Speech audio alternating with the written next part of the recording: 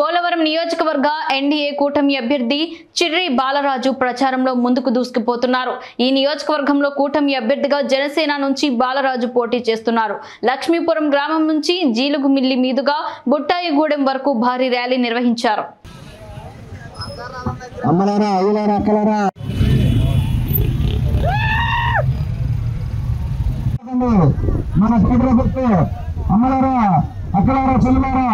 ఒక్కసారి ఆలోచించమన్నా మన పేదల పార్టీ పేదల గుర్తు గాజు గ్లాస్ గుర్తులు మర్చిపోవద్దు.